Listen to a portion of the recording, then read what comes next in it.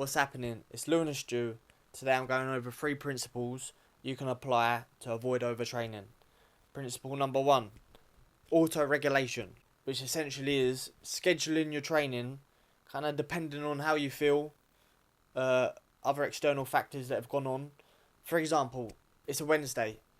Tuesday you've had a crazy session, you've had a terrible night's sleep, you're waking up on a Wednesday morning, you're feeling fatigued, you're feeling tired. Instead of going and smashing a really hard session Wednesday that you've already got planned, swapping that out for an easier session that you've got planned for later in the week, but still hitting your weekly goals or your monthly goals. So it's kind of just training on how you feel, and it's kind of just common sense. Principle number 2, progressive overload. And progressive overload is just ramping up the volume of your training over time, allowing adaptation in your body. For example, let's say you wanted to start running. Instead of running every day, running as fast as you could for 10k, you're just going to burn out and you're going to be overtrained.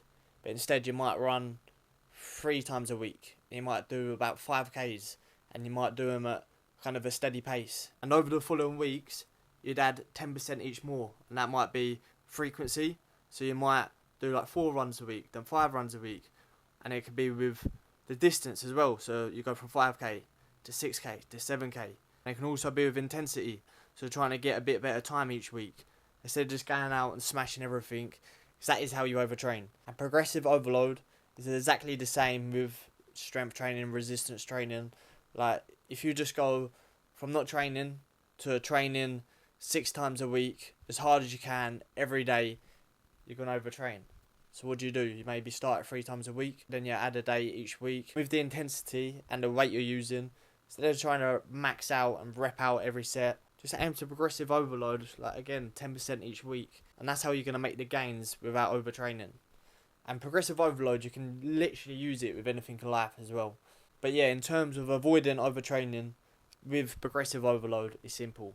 Just ramp it up by 10% each week, allowing your body to stimulate and adapt for growth and fitness. And that's just going to majorly help you avoid overtraining. Principle number 3, fueling correctly. And when I say fueling correctly, I mean consuming the right foods and consuming the right amount of foods to fuel your training. Just try to do your best to avoid processed foods, foods that have loads of different ingredients in it, and just try to focus on consuming good quality whole foods.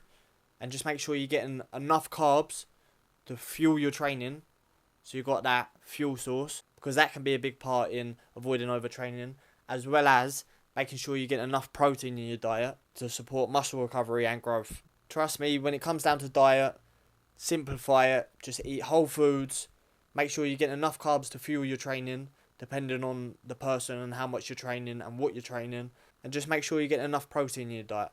And those 3 things there, in terms of fueling correctly, are going to help you avoid overtraining massively. So in summary, how to avoid overtraining: auto-regulation, progressive overload, and fueling correctly. And if you can get these 3 principles on lock, it's definitely going to help you avoid overtraining and just make your training more enjoyable, more sustainable.